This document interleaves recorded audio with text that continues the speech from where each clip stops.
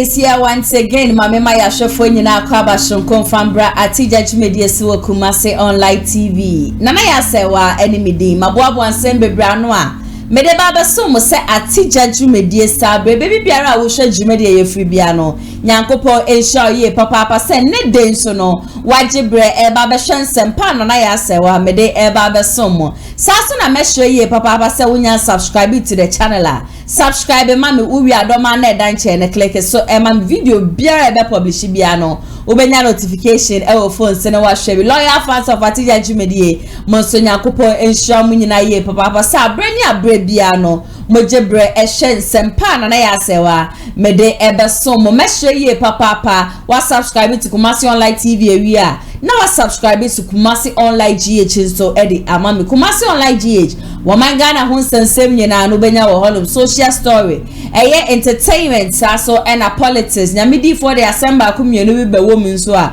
obeko Kumasi online GH so no na eda ho no mo hwe video na wa share dia ma obi no so wa share dia ma afoforo saso na Monday to Friday na ya se wa metena se e wo Kumasi online GH live edebe so mo 3 pm bia ntebese obese bia nsama me debe so mu nyina no wunya e wo ho no mo de waje nche ne ade be nyina na eja wa subscribe to Kumasi online GH so ede ama me number is 055 7036109 the akoso wo mpotema encha ye no video pictures audios mesha se o de be send me e wo WhatsApp bibibia ha akwanhia obi ji obi asase o yabo obi to story bia on sabeke bia no mesha se o de be send mo be se bia me ma sa akwanya ne mpo na oso be ka me ho wo fidie m hanem se yet what wadwen ye pensem mutu bi so de mani mpenifo no so a eyade a ye be ne sa pepepe woni jijumedie ho o be so ya se oton product bi yembo hu de room for amount and no see 055062 3377 and I say 0557036 numbers 2 no mu bia be free bia for sponsorship no ye be jibre na ye no atwetwe enkomo Kumasi online media school saso and American paint original paint papa and our summer see asabre media atija jumedie no esomo wo baby biara mo hwe yen efree me say am mre me call me first story for today and no pay me den sembebre be so mo saso and enra na jofan so me ru o man ga na ho sembebre na be so mo amode maje nche ba ye ni ade nyina no na ya se wo me hu NPP aban ne de em say ye mududu ona na se mo mududu ona na ne me ye adwen se it is time I was ye pam wo mu fra ba mu e san se wo ma ba be kire bi wo ma be kire wo mu bobre wo ma ye hu de wo mu betumi aye ba ye nga na fo no ya adwene ho ehu ni se de bi baby a wo mo keka ya kono enya de a ebetumi abo ye hia pani a wo ye competent enough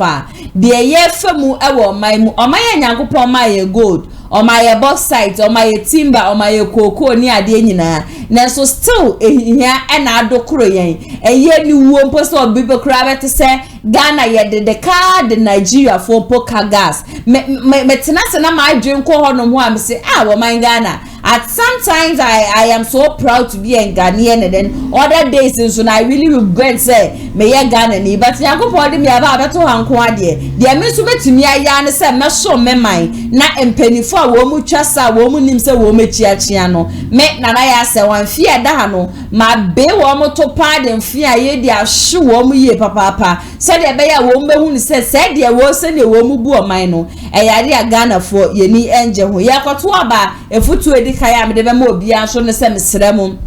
enkojiske bia embedi MPB echi embedi president bi echi na enkoje $100 ni $200 na sebi enkokun kwase antokwa enkopeja ballot box ni ade peni bia wo beba wa hwe ye se bia abato aye ba betui jisike na kodi nyamna asem na ka kire so onfa nkoma ne ma Ovan koma na busuafo na busuafo no embedi sansem hu no se ba bedru abato bra no masesa wo mabusuafo nyina ade akogu obi memu se bi yen na yenim ohare yen na yebusue ni bi yen na yehu sika ni eni boy ple no wo mu diska ne ba ye na ni ya shom at the end of the day na we wu kwase ewo ye besi okwase esie ye beba bedidi me se ye yase jollof de nya asem getoa ye beba ne ye hwe ya ba betwe beba manse nyina ehu ni se election day na wu ye na mi Tuama say nipa na wo ma uska se kona kwa yesa na ema na at the end of the day would the person be present ewo we yasi ana nipa npo be kai woda obedi president na ebe cross na adwen kra say enam wo so enema ono be ye mampani a na nya de bi besida HOPESON adoye me de na ye mfanto ho e de ama mo nyina de HOPESON adoye ye 2016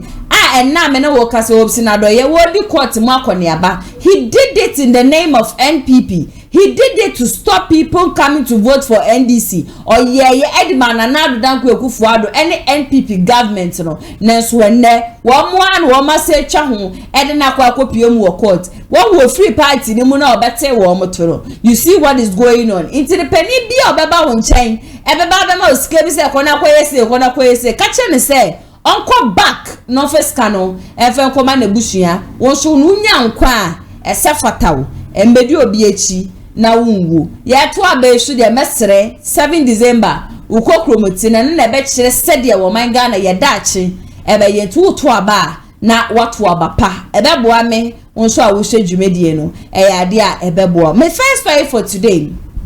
enada na ye National Disability Day. Na National Disability Day no ye nim se eba no ye media firm ye wabrante ba ku bia wonu de asem kotwi kobrema bia wode na nutum blind Bulgarian ya na ebi so friend historian na enere ya me na mo ka se wode nsem bia ba abonte ane nsem wode aba abonte no o se ye ne ya eye ne wanwa oti na ni kura na chese wadadwe ho kura wonti ase it sounds say the rate at which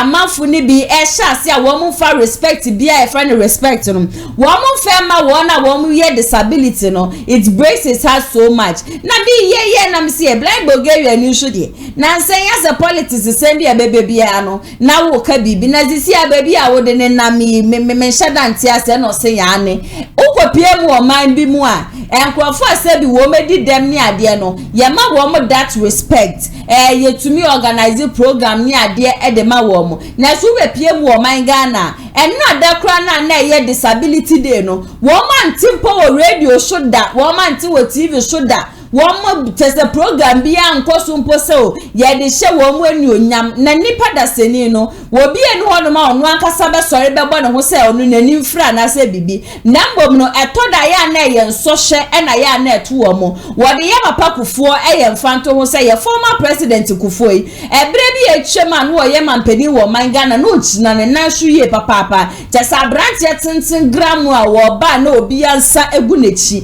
na hwe ne kufuo ete wheelchair mu enye kufuo pe so obeba betina wheelchair mu na so ya sem enaba sa so enode Ivan ne so eye mfanto ho eye CPP for wo mo flag bearer I think 2016 2012 2016 na ogine mu ede ama wo mo so no obo ni din ede ye mfanto ho oto oman Ghana je se eye na nado danko ekufuado na nado kra de menka ne se ne time betwema wi enti BAWUMIA safi we se BAWUMIA mpam eye sports minister mfamfiri ho no ma ono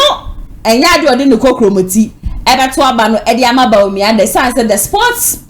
sports minister is very arrogant and then disrespectful ukopie mu okro bi mu a eya ade atase wona wo mu na ye twa no wo mu se twa ne ade no wo mu bobo bi ebo volley ni ade nyina atumi enya chede etumi nya African cup bi wo tumi win cup e de ma wo mu man na so be pie mu wo man Ghana de ye ni ma ande kemitela mu nyina ade wom NPP berifoni bi di wom bi wo ni ma ne se wo mu bedu tese woni efra anasa wonse etwa na wona ye ni honom no wo mu di bedi watam yankwe ni yankotie blind Bulgarian enu nsem emra sisia disability there disability no kore den ye ka disability a anasa disabled sa nipa bi a omo ahonam ni bi at omo na wakwa no bi atochima ebi ni nipa omo ni ho ade anasa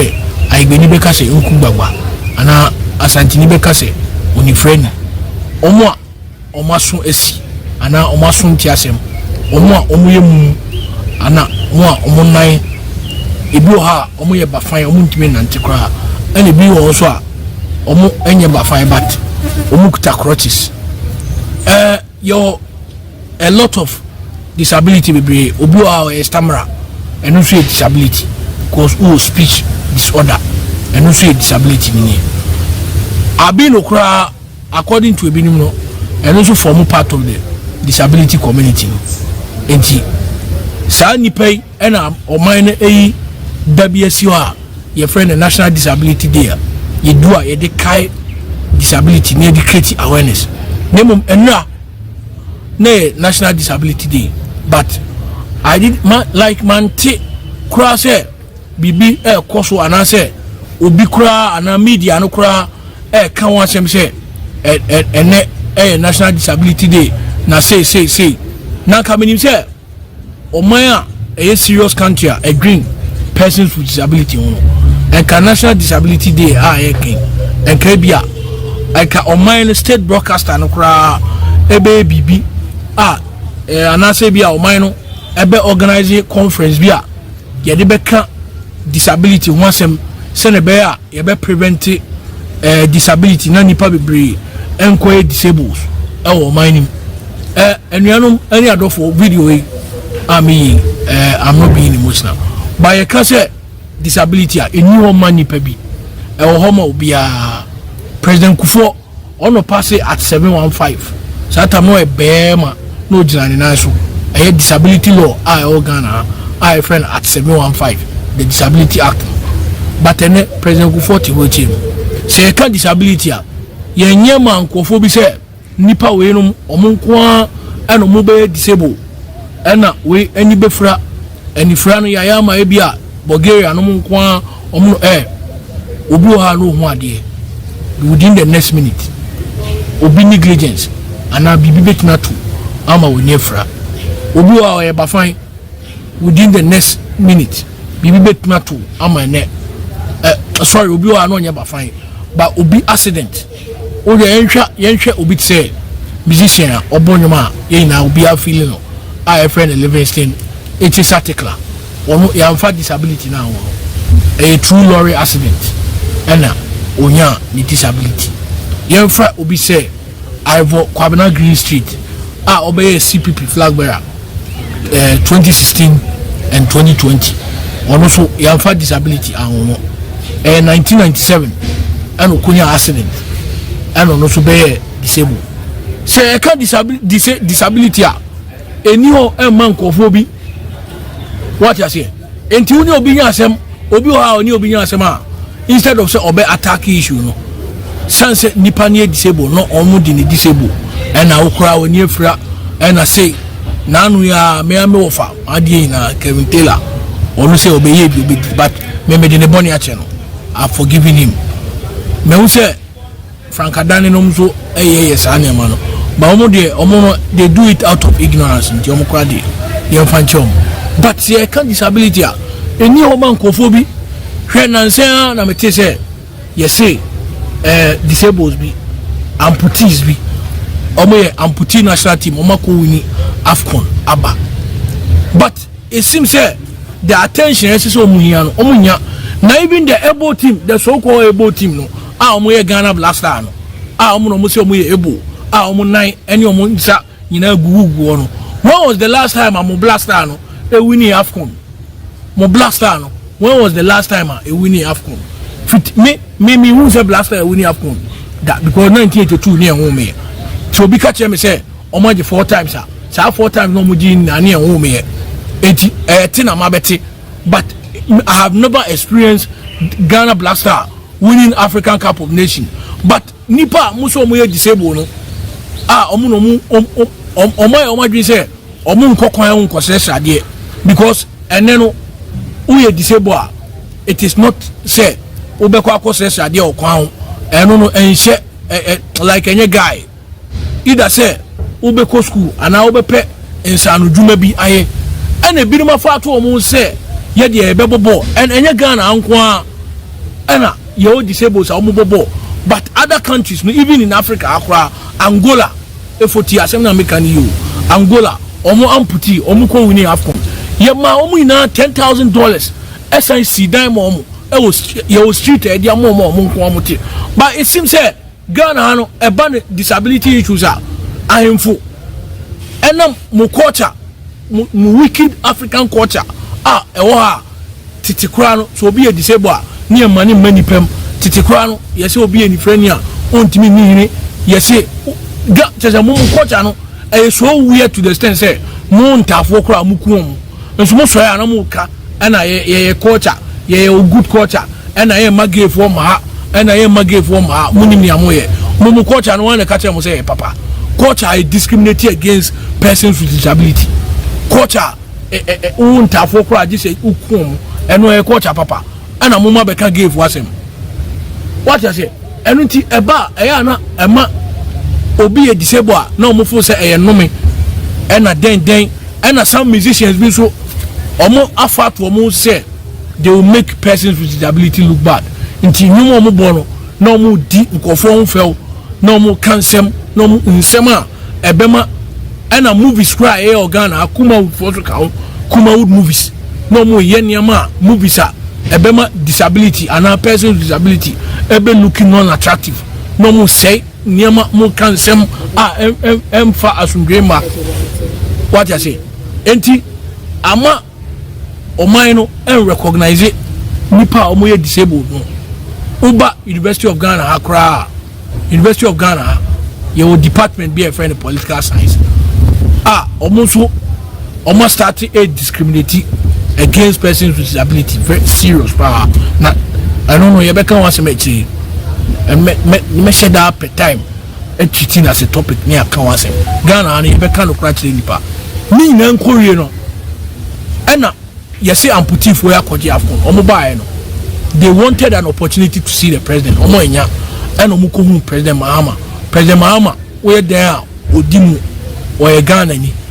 odi ne party to ntia why former president or a former president or a former vice president or a former MP or a former minister odimu sports minister be a friend of Mustafa Yusuf or MP for Yabaga Kubore maybe MPP but mesre the people of Yagaba Kubore to vote against this sports minister in sema or kika eche amputee for no and I am here say the government of the day no MPP Miami party no omo atena omo sports minister we ogusuye minister they are not sacking him a lot of the disabled are calling me say masa wonu nko for woni nkasa enye say beto abaneti ya because onu mbiyen and don't underestimate persons with disability in this country ye do super omo say twa omo nyina obi ato aba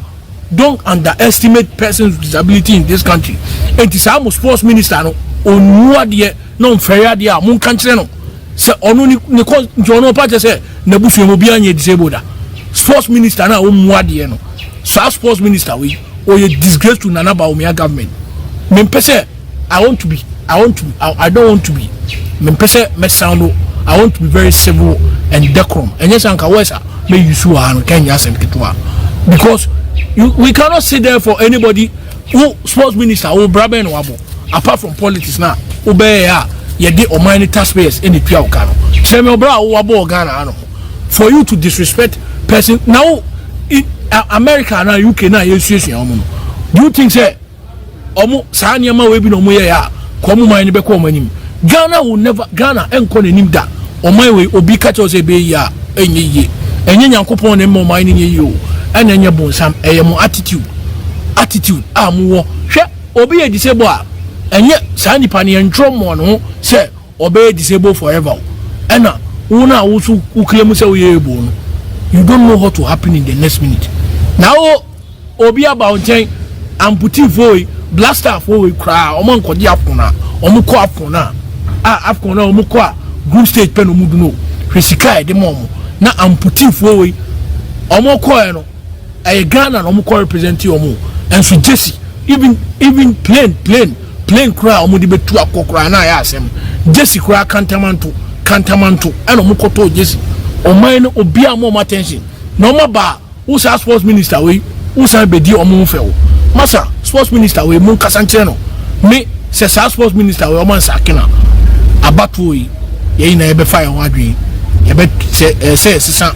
abatu on baby ye betu akwa ye be sisa ya to akwa baby fofo because you will not say there say political party be and me disrespect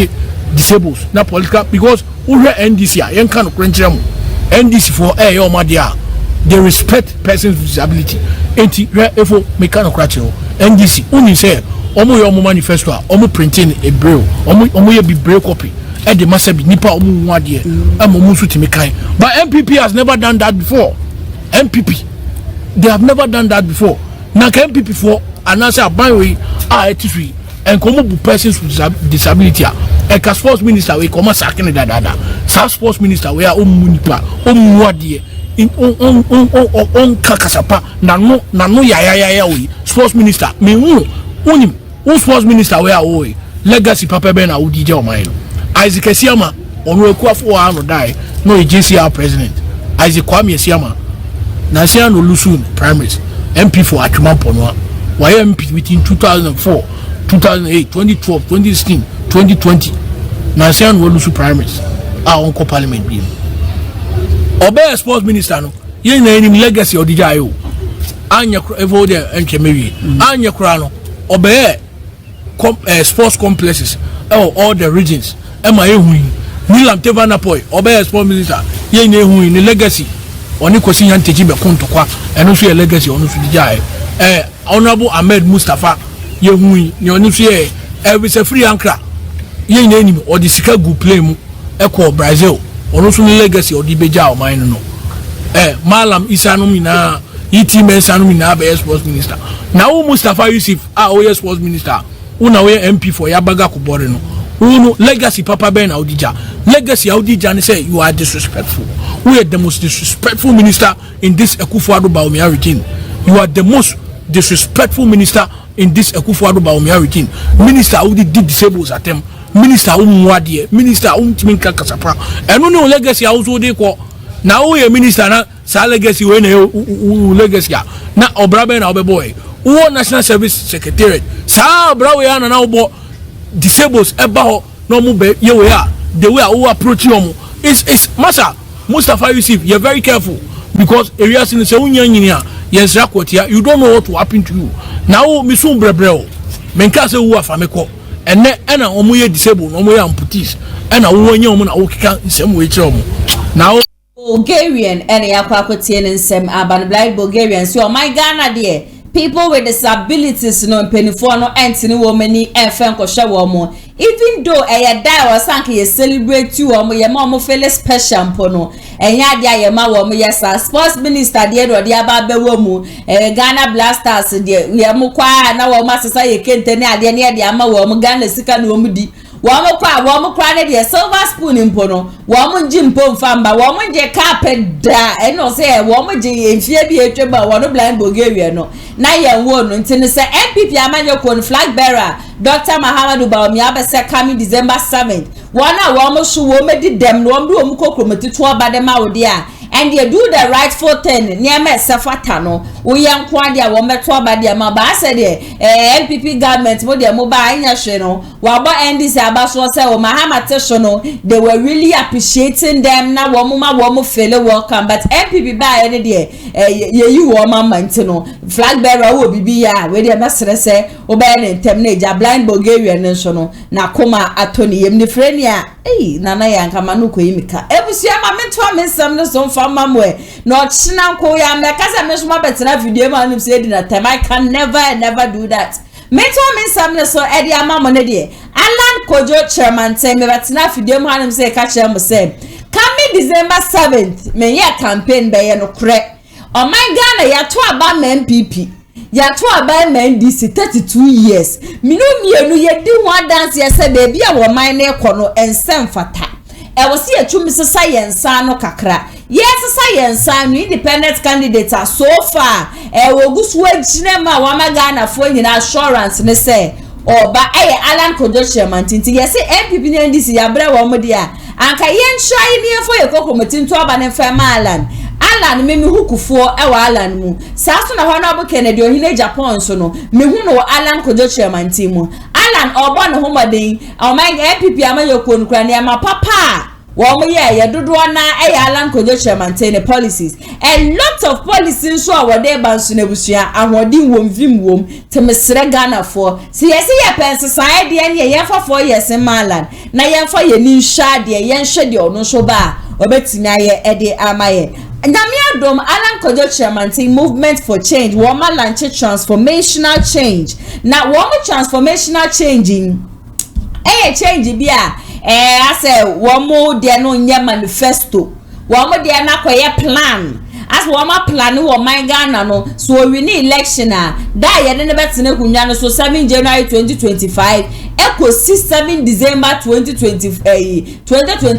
ye beto aba no just for us to know so okay waba no obeba be ye we obeba be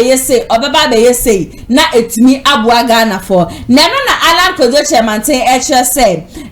o man Ghana de who be a leader who be leader amanfa you should have a plan. And that plan now no should be what would help you. Said ya beya ube hu kwanya abe first wa ube govern country. Wasi abaya wa ma betina so 32 years. Wa mu bie no ono ma we wenya plan. Wa mu ba no ma be kai manifesto. Dia wa mu ba wa mu pa wa mu nye. Wa mu pa wa mu be ye bi Ghana for bi antumi nye wa mu hwe. No no dia wo besre Ghana for say 32 years ayede ama NPP ni NDC 16 na ye hu mfasho bia no. Yes science ase kakra ni afa ye kokromoti. Enfentu aba ne fema ono Alan Kojo chairman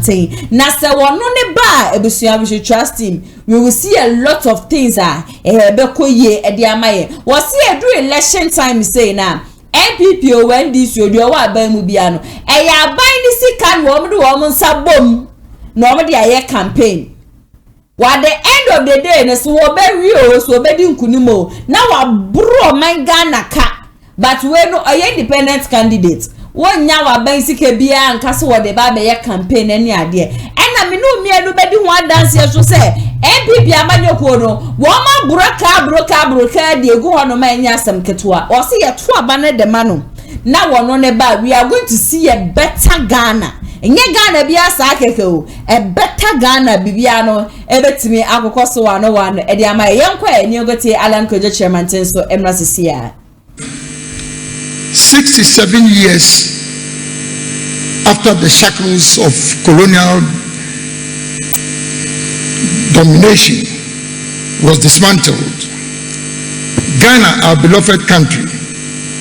is still unable to feed itself. Unable to provide jobs for our young population. Unable to provide potable water for almost half of its population.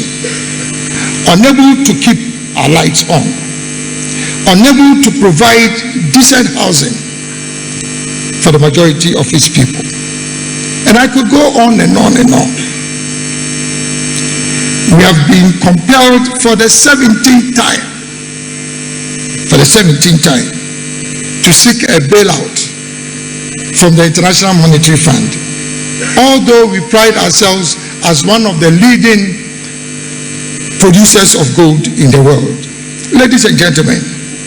the question we should be asking ourselves at this stage is, how did we get here? How long do we intend to stay here? And what will it take for us to exit from here and never return? Those are the questions we should be asking ourselves. In my humble opinion, we are at where we are now because we've brought it upon ourselves, as we say in local Ghanaian parlance. Whilst there may be a myriad of contributing factors, the three that clearly stand out are: one, a failure of leadership; number two, the divisiveness in our body politic and political space; and three, our own unproductive attitude, behavior, and mindset as a people. Ladies and gentlemen, although our situation may be disquieting, the good news is that Ghana still remains a favored nation in both the spiritual and physical realms. What we need now is a transformational leader,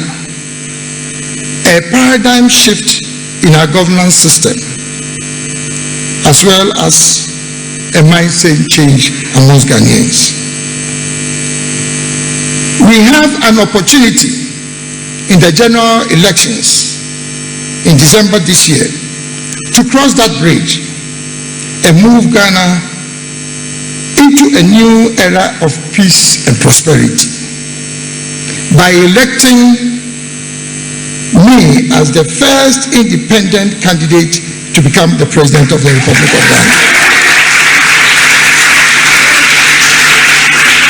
I will install a new government of national unity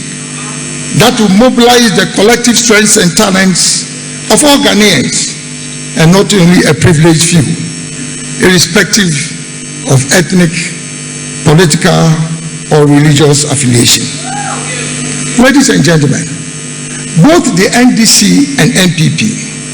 have had the opportunity of being in charge of this country for the last 32 years. I believe in all sincerity that they have exhausted their competencies and capabilities and ought not to be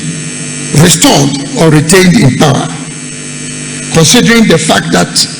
they have not demonstrated either by word or deed that they have any plan for Ghana.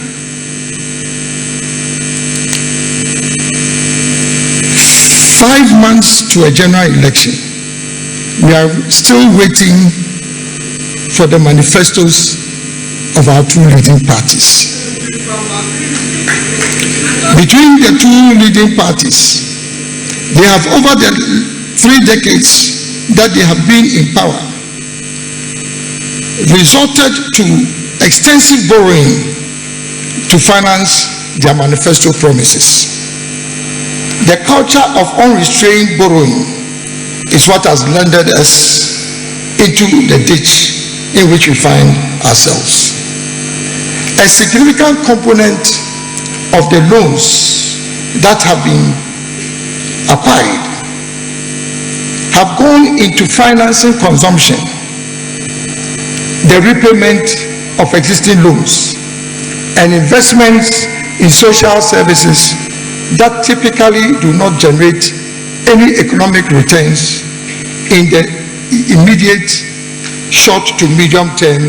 and therefore limit our capacity to service those loans. But ladies and gentlemen, I have a plan.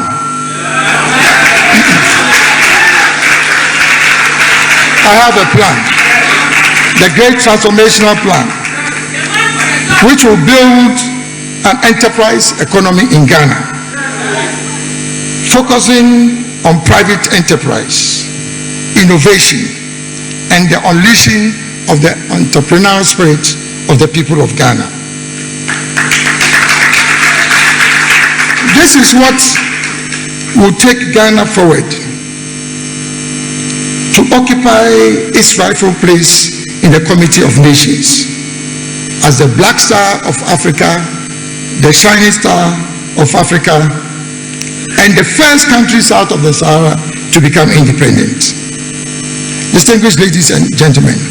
this is why we are here today, to launch the most comprehensive policy framework,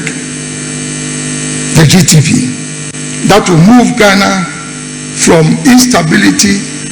to stability, to growth, to resilience, and to prosperity. The GTP is comprised of 6 interrelated clusters: economic, governance, infrastructure, social services, environment and natural resource management, and last but not the least, behavioral and mindset change. Each cluster has a number of pillars, thematic areas, and policy solutions. The plan is significantly different from the party manifestos that have been presented by the 2 political parties that have been in power in Ghana for decades. The policy solutions under the GTP are concise, clear, and action-oriented. For the purposes of this presentation, and particularly due to the limitation of time, I will limit myself primarily to presenting only parts of the economic and governance clusters, with a sprinkling with some of few policy solutions from the other clusters. So let me start with the economic cluster. The economic cluster consists of 4 pillars, namely the macro economy, industrial transformation, a new agricultural revolution, and tourism. The macroeconomic pillar starts with our policies on expenditure management and control. And I propose the following policy solutions. 1, reduce the current size of government and run a lean executive administration consisting of not more than 40 ministers.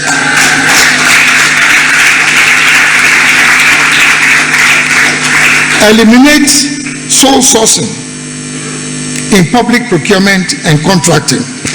to ensure value for money, which has over the years been a major source of the bloating of government expenditure. 3, consolidate into a single administrative unit all existing government departments, agencies, and other public sector organizations which have overlapping mandates. The Ministry of Energy, for example, has 14 different agencies under it. Reinforce existing mechanisms in payroll and employee compensation management and administration, which is designed to eliminate ghost names from the public sector. It's only in Ghana that ghosts continue to appear and reappear.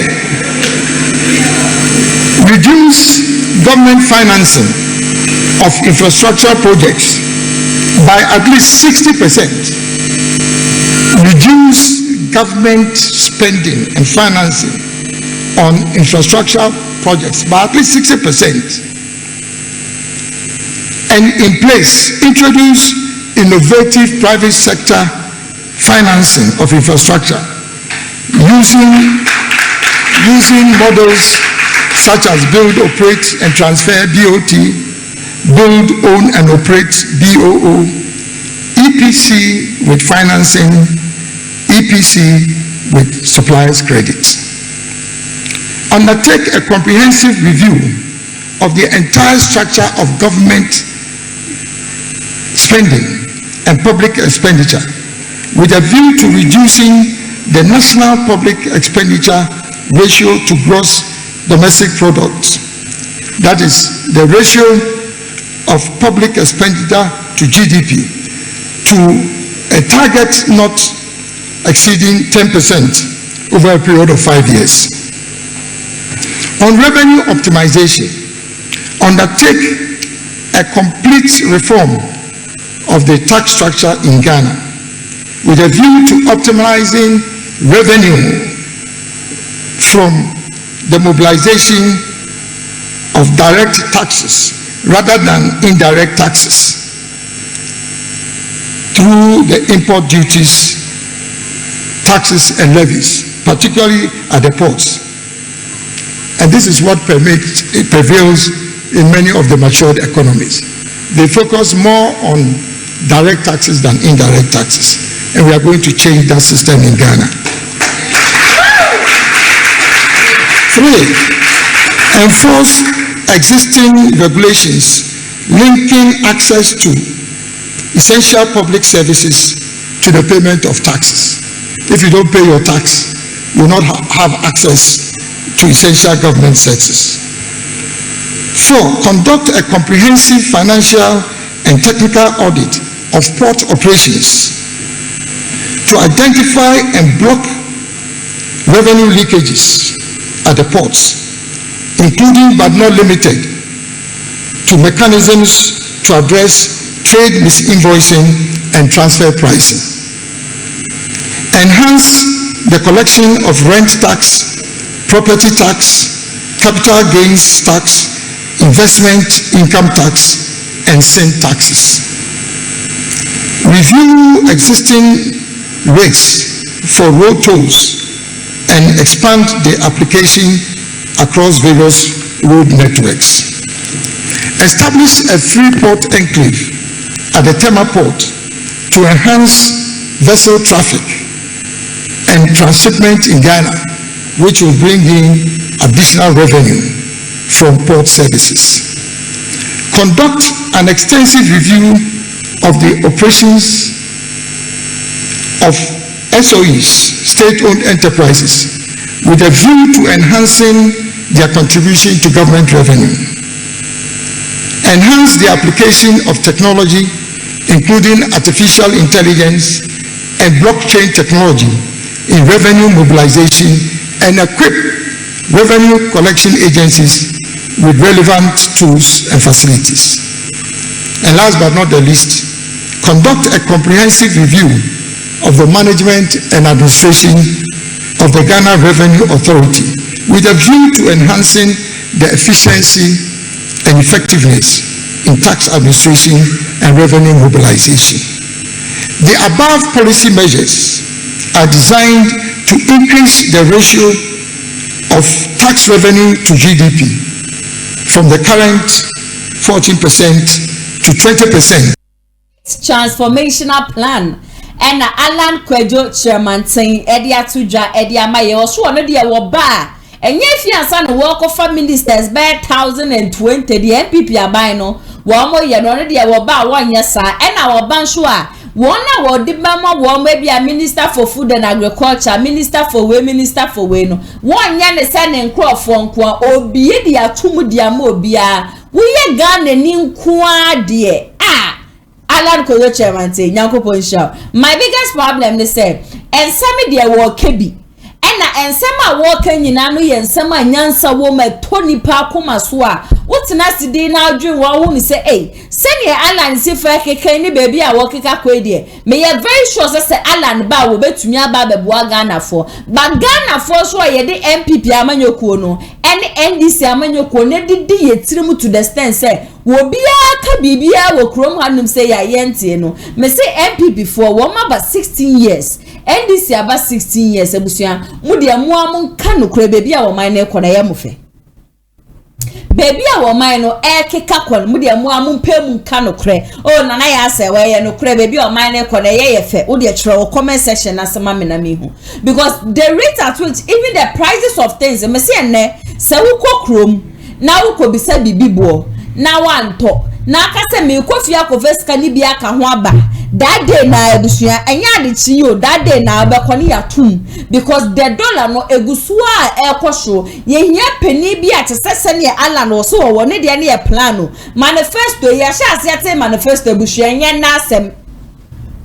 ye sha ase ye tie manifesto enye nasem ye tie manifesto tie wo mo ye to abama wo mo wie ye show mo fam nsem no show honko mato ama ye wie ye ne ye betena so ye ne ye be kire mo Ghana for de yenye.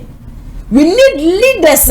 Wamu was I train no wide papa de my youth no ye pe leaders wamu chin ye youth no ye pe leaders wamu de woman fool. It is them and them alone. They do not care say school be ko say amafu benya light o say amafu show be ko say o my Ghana ka baby a ye dri ka baby a ye dri pa ye guswa ede dun so mu. Come on baby a ye dri pa na ya to pipe umbe 3 days 4 days. Oh, the system is not working. Me can say Alan Kojo chairman tin me hu kufuo ewo Alan Kojo chairman tin mu honorable Kennedy Japan the police awudo odigu fam nyina no Alan nso edi bebre na de aba me compare Alan de na me compare Kennedy de me hu ni say ni bo ebra eno ti na mesre Ghana for say when ye say bia campaign de amala na me de bia me ka me so we candidate na uba na asema wo be ka no eto Ghana for yakoma so me ameti he eto makoma so me ba betena fidie manu say dia ba be so metie for na mahwefo ntenye campaign bi na me ye de amala me koji sike bia ba eye no kure no and it is the truth. I would keep on saying till my last breath me say si abeto aba ne de ama MPP ni abeto aba ne de ama NDC for de anka yen fa independent candidate impo nombra Miniso no ye independent candidate no wo ba sa adwembone na won krofo bi tirim no sa adwembone na bi nko ni tirim. He is man of his words. Let's just give him a try for this 4 years. Cause next time we di tu dwa na busua e kama na do ba mo hwe ni ministers. Ghana sika na shi minu mienu ya ye nie be bia ye duru ni. Mako IMF nyina minu mienu be bia ye duru ni. Let's vote for change. NPP ni ndisi no wo de sa 4 years ye ma wo mo fentena fie no mo fen hye nipa no obeba be du o man Ghana so no se nipa no obeba no obe ya ade a wan ya ade a ye be sa akofa maba nipa no be ya ade a ne amana to aso ba me wo sa gidie ni se sa ala ne banku ade a ebusua ene ma betumi asesa se NPP ni ndisi beba be di Ghana sika mbani an ka ala ne mabo no mawie ye hye kai ebusua ma mento amensem ne so mfa mama meto aso ede amamo de a Kroman him say na me beka chem say Dr. Smart Sapon ade just was wo akwa ye research na research a wo koye no na BAWUMIA na elidi e chese BAWUMIA 2024 election no bibi abekoso wano ede amano saso na ba running mate di ahodro na aba abonte as to say wine na wo select no na o meye NPP amanyokuo no wo running mate no edi ahodro de bi abaye papa Captain Smart money ayi wuntumi na din abape ba na de na eye constant ase echina faakom eye machi wopoku prempe saso na educhumo ye education minister na after research no na baba nten said nipa obetumi abua flag bearer na flag bearer no etimi breaki 8 no na pomati wopoku prempe intini se BAWUMIA paso ofo bi se running mate dia edi ahodro aka yina no forget na onfa mati wopoku prempe no numbom no emeye running mate yen na so ebedu ho Adansie senka Kennedy Japan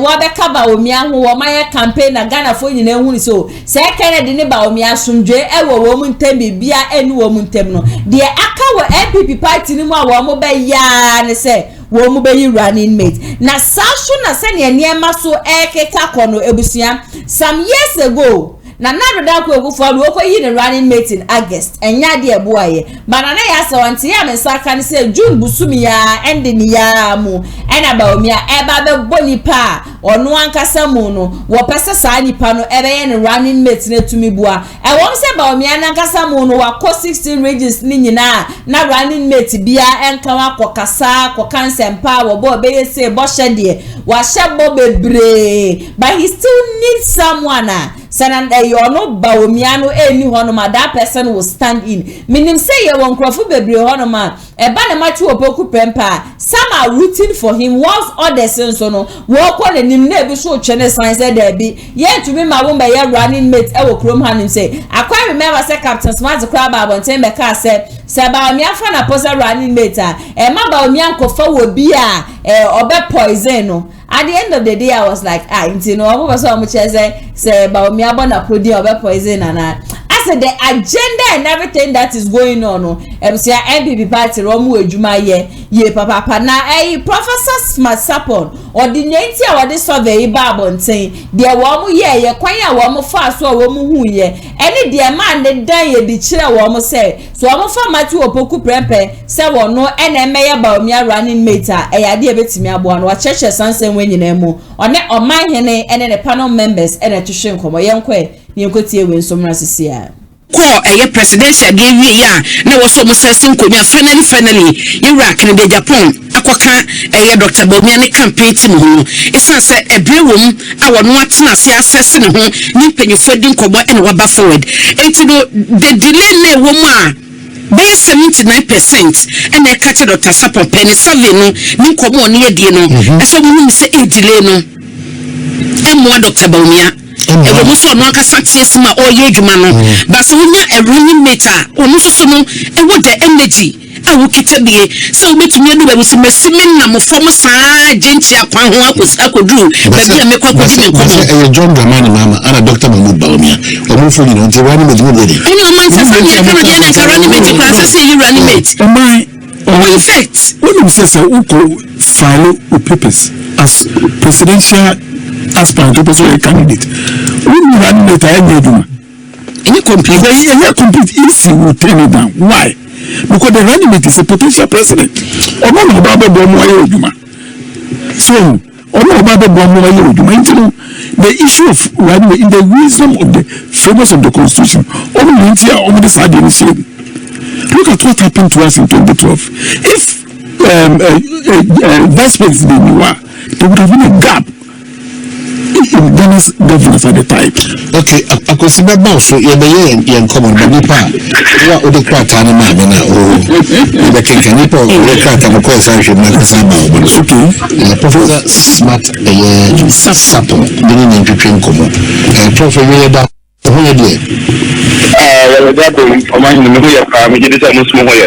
you're who are the Bulgarian, Mumma, should be a Kakanam, the Yabanam, the Yabanam, and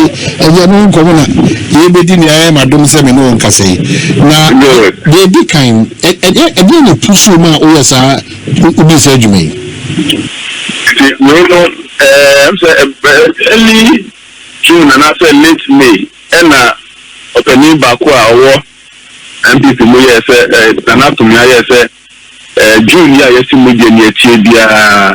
and as a minister, June, Korea, the Nanka, or Mampany every day, Charles, Franca, to me, the man, Pinanco, was in Jina. And you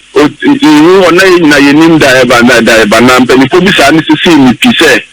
every day, Jaboja, I can't create the new Abanintino. I felt like, okay, then the Diamond, let me just tease out expectations of our party for one. So the form can answer now before Ghana in our own. What are they expecting? They say NPP June in Kodawi, or Mampany every day, Charles, flag bearer, or Nipa Bakudi, Manaba Buano, on the Juma OD. Now, what are you expecting? So, it was just a very friendly but interesting research I had the Juma just after Papa no June the media. So we are sure so flag bearer and we I'm so okay fine. Let me just tease out what the people are expecting. I see. After the day expectation survey. I see. Prof, so I've seen your table, your sample size and all. So walk us through how you arrived at all these things, and why you advise that the flag bearer may take a cue from this and other earlier surveys. Now I'm seeing that table of personalities. I'm seeing frequency and percent. I've seen your sample size. I've seen the kind of people that you spoke to. Walk us through. Good. We do a form on a constituency level now. Obenya constituency executives kakra, electoral areas kakra, electoral area executives kakra, and polling station executives. So kakra, and also boss of power. And I usually find a structure at the base in it here. And you get to a place like maybe Obuase, and different constituency. Naminusu, the fellow saying, Drobo German South. If you where do Drobo German South, and now where do constituency be? Now, I'm an enemy beto just then let me allocate or find where those concerned party executives are. That's the entertainment community. With the friendly community in the constituencies are meeting totaling 61. No, in a binomo constituency executives, maybe no Mukasai, so election area coordinators, and a binomo so police station executives. Now, in America, we are just expectation survey. They use convenience sampling. They are just strict sampling. Earlier research about to be a one discussing and Omoshada Kofa sample frame no strict because that one was a nationwide Omoshada prepared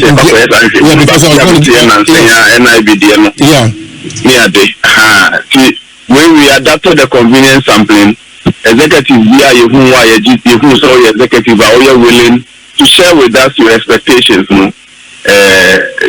took that. Now that's interesting. Everybody we are out, everybody in areas okay. But the end, the baby answer, but I can do way near the. It was a very friendly engagement,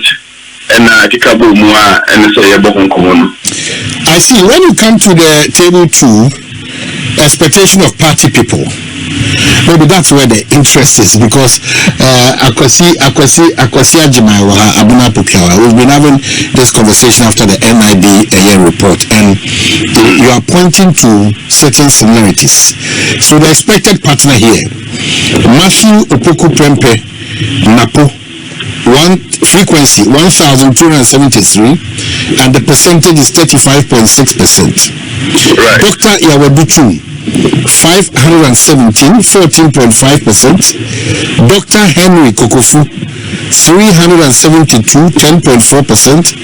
Apostle Professor Opoku Yina, 233, 8.5%. Chief of Staff Fema Opare, 154, 4.3. Any choice 958, 26.8, and the total 3577. That's giving us 100%. So then I will say, and then the moment we could do this names really up. What was their basis? Right, and you know, I'm saying you know me a war public domain that anti for me. It was a research way is only confirming what perhaps people know. Wow, take it just a simple scroll and your research now. We are a thing we know about the theater. Now, name matrix and I say, so should be a medicina. The next table, no, we will have grassroots mobilization. We will have list. Unfortunately, my laptop no but the next table, no matrix, no parameters, no war on. And yeah, maybe say. Uni mibia na uni mubi dia and why now so say obetimi abua in the work that Dr. BAWUMIA is doing. Now the Jumano and association of Akumako in respect of grassroots mobilization. I'm seeing grassroots mobilization, party unity, party executive motivation, resources and logistics support, competence, human relations, other qualities. Absolutely. And you know it no obuboni nyina really rank area na say you score and in terms of over scoring numbers necessary papa and know you're scoring you can take but decide not to take it again necessarily say nipa ba ku bia there ba ku and the metrics are fairly but we will be bracing I was some in the past on no Dr. Matthew, 35%. Okay. Let us in terms of grassroots mobilization, in other matrix, others were also doing well, but cumulatively, no. And then we know the awareness, but maybe of interest to me is the conclusions that you about to point number 3. Though many party delegates expressed worry over the delay in nominating a running mate, this report is silent over it due to the vast indication of naming the running mate before the end of June 2024. What was their worry? Why? Actually, what was their worry? 79% of the 3,000 plus I spoke to, 79% of them were actually worried over the delay. But and I say I didn't report that because after all, NPP Movenpick say yeah, but I'm saying at the month of June, but June is that was the idea. But over 79% were worried over the delay, and only the point I was trying to make. But maybe normal fan say okay, fine. Worry how no because indications and end of June and that is the essence of the point. I mean, if people want to know, or if those listening want to know, they will say in the past people did their nominations late. If you say running mediocre in September, near the Ali Muhammad in the bank, the party executives that I spoke to, about 79% were worried over the delay. And let no one compare a certain past election to current election. Man, election be a at the forefront. Election be a dance. Election be a dance. In fact, the most experienced campaign manager is not guaranteed a victory due to dynamics via election should be at the back. And when we say there are historic antecedents, maybe a September then, but in my report, 79% of current executives of NPP, Mukasa, within the number of constituencies I'm here, were worried. 79, there are things there. 79, I know, but I mean, I made that statement because maybe a number of things in penny when you want to say, the soon we did. Okay, so for the sake of time, Professor Smart Sapon, Director of Research and Innovation, Kumasi Technical University, Ghana, Research Design and Data Management Consultant, Associate Professor of Statistics, grateful away, so what in this Chidimu Eddie Abraham. Good. I'm just watching Komobi. What in what can it be? What can is a suspicion or your post, you analyze them and say what stars and say what we said you can look on. And for me, and then you say the panel of sample reviews,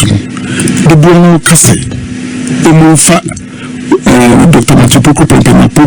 and you run it. It is a confirmation of what the national security did. It's a confirmation because if grassroots for now under form the grassroots campaign, Bubble can say as soon as you know if you say Oba a Babuaya and a party may make a decision. Officers at the base, not at the top. This time I'm happy to say MP phone him, NMDC phone him, national officers, the real grassroots, and yet top. It is a matter well, it's a confirmation. So for me, we say from last week, who could independent Kasa analysis near Komuna. I'm not a woman, I tricky. Kaka Ama, the flag bearer, Dr. Bawumia said, Sabimpo, why not being said here, Mrs. Even the Uncle Frank can go near Sisi Uncle Frank is steady. How do one or the other pro? So we ignore it. Now what the opposite and now say the man for me panel and I would be not quite bad message Pontus Palatin in fear. Lady used to call it. This is a bunch of refuge. And so the Uncle Frank can see was an woman. There is a reason or no human casabe, like a problem. And Kabuja used to look off and ready. It's a one is a beer. The father will not be. You suppose go for a media report, post national secretary, Professor Smasapo, or a credible. And you make a touch of the other because image associate professor is at stake. It's at stake. In time, COVID will be kept to bring conference. It was a meticulous work on the Batuga. So, we will be our figures, statistics there, as I said, now, it will be a Juba. It is a no, and a bit of a dinner so, at the other case. And sometimes presumptions can be good, but if you're not careful, you will miss it. They say, a new year, science and data, and a driving years. So what it means is that the NIB, the Smart Sapon, and other reports, you think they are binding on the flag bearer of the new. It is a woman, flag bearer, and you go for call you, so different one, almost for me. So for me, when you say, the Dumana carried a unity plan, go for your money. Until unfair, don't see the grassroots for the car. Don't forget to my answer. And yes, we know what time. Nelson, you do a big woman. And if you are coming, it is a big woman.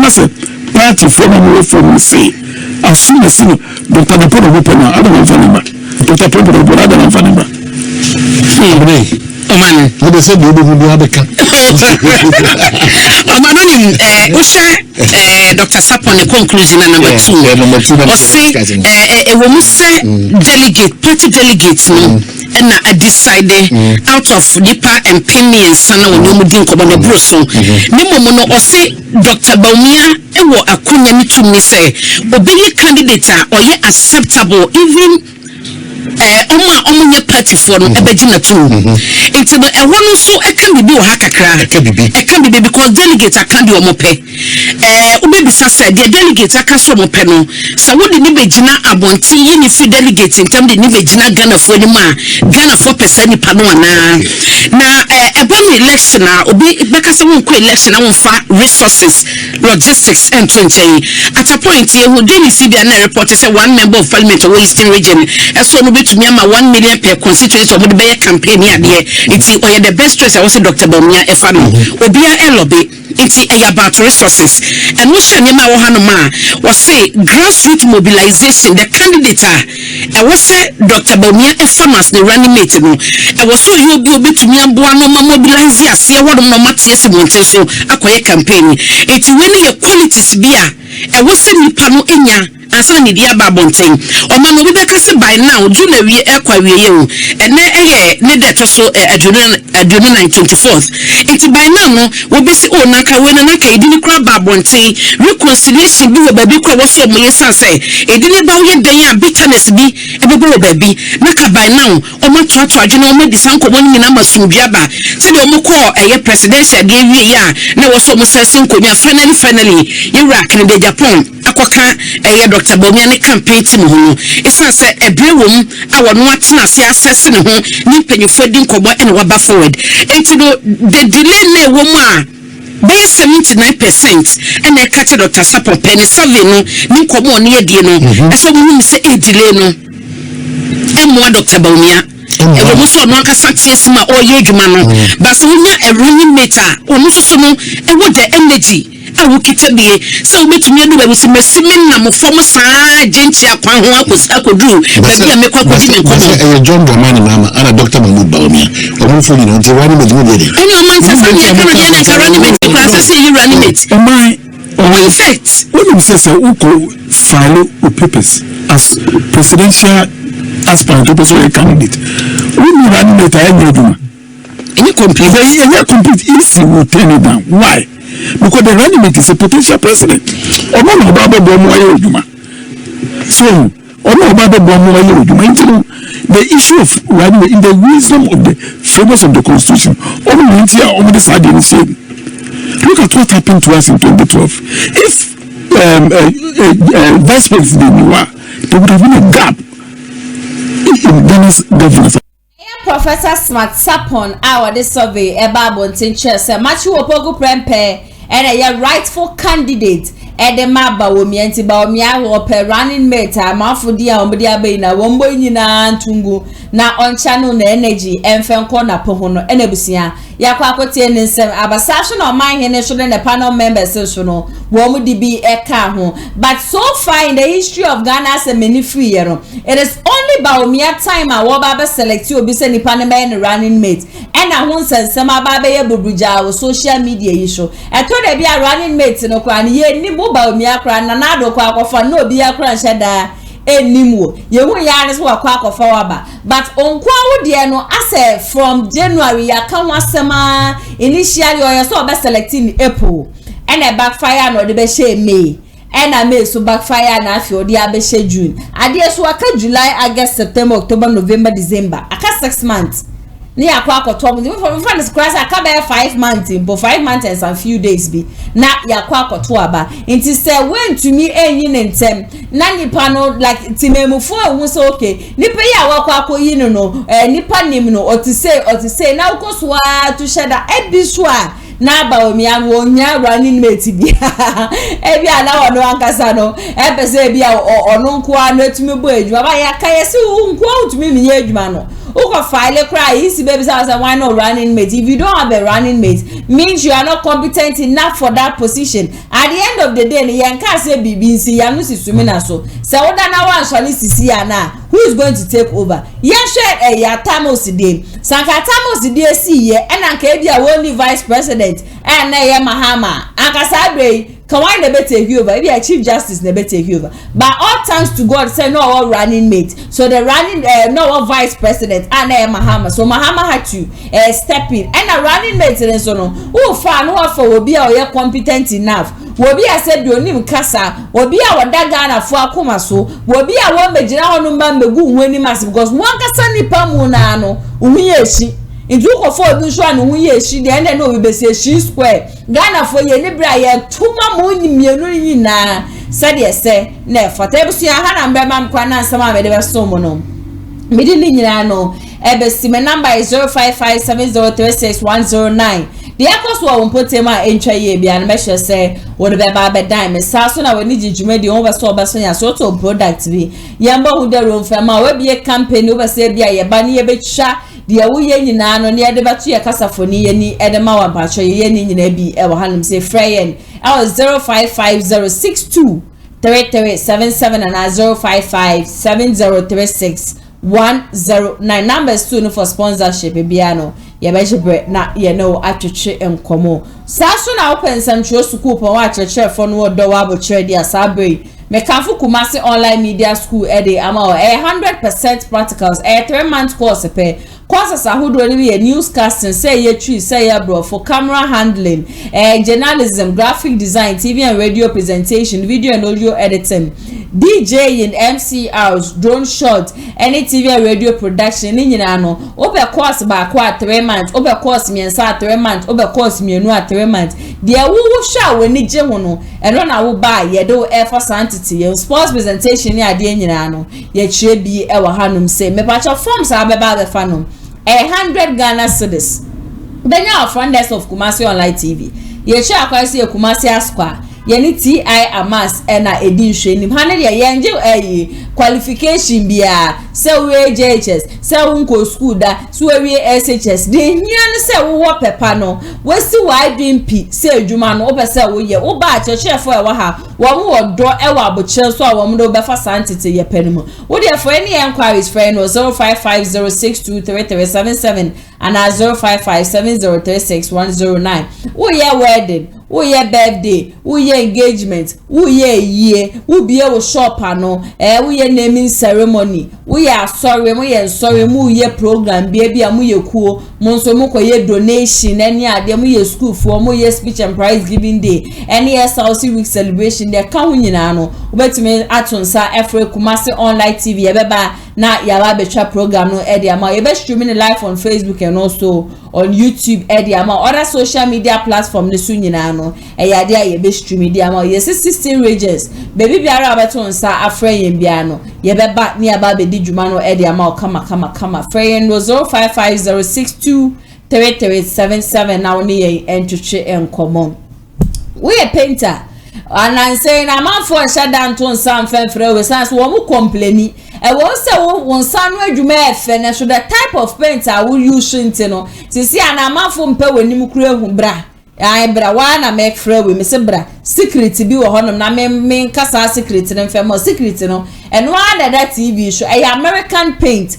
we a original painter what the father ho am si nsuo to a enye den enworo enye painter na nse ya wie boy ye wie bi e boy ye bi fie urade bi a wo de ko father ho na afie tete ho abe ho na paint na hyase e wa na me be chi American paint original paint ibi na de man am se fie ura fa dan ho busuan trust me they dey fa dan ho bi a obedu me fie ho bia na na mo fie ha efo ane ye chi ye samba busuan enya sam ketwa kra baby a wo bia ha kwa dey sit in the comfort of your homes and then order na fie na pusu ya homa no 0244907376 na kache so na ya sewa me pemu paint ye bia wodi ho Adansie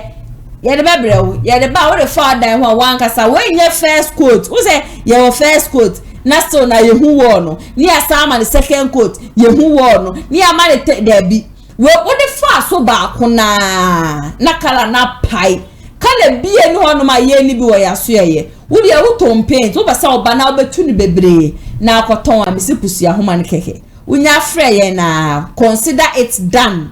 ope cars nso a consider it done ye be shipie for bi memu de abepie mu e wo Ghana ompe we na apeden sa so e na apese bia wa wututu nan e bepie mu ya hwe ye de ye wo Kumasi Meduma market ye ni Kowaf more no e na edi inhwenim ti be bia wo bia no de obaya ne se obepusu ahoma ne keke unya pusu ahoma na empelifo bagibre na wo mo ne wo atwetwe enkomo abrante pako joma no editor MC ahonom de mame Eric Junior and editing video we de mame executive producer Mr. Daniel Yebua lawyer fans of Atija Chumede munyina so no nyankopon hwam ye papa sa bani abrebia mogibre hwen sempan na ya sewa me de be so mo me hwe unya subscribe mame comment section na senso de mo amode mo fa madwonche emfa honom emfa emame uwia na eja Kumasi online GH nso no wakoye ne sa pepepe ede amam nyankopon hwam nyina ye papa de beto fom bia no na ya sewa me san ba betena fidie manum se de ho nsensem nyina no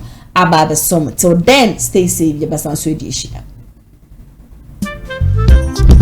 Amafwe Kumasi Online TV Production yaba ne de ne yaba ye de equipment ekukudam ana ye de aba se eye camera de enem wiem de nam fom de nam ensuom ni nyina ye wo bi e wo honom a TV production yabo ya huye pa se wo ye dwumadie bi etese wedding eye engagement and sorry ana schools se wo ye seminar bi na pese betwa ko all the social media networks no so e de amaw ye ni ntotonsa na fre eye Kumasi Online TV Production for na yamra na ye dwumadie ne mfa Kama fe a ebo no eda from pa the production so the sound quality video quality ni nyina e wo soro opese wo hu ba bia wa ye wo Kumasi eyetia media opposite one ma ana se to nsa ne frɛ wa homa true so 0550623377 Kumasi Online TV Production ye demufua e wo Kumasi kodua mu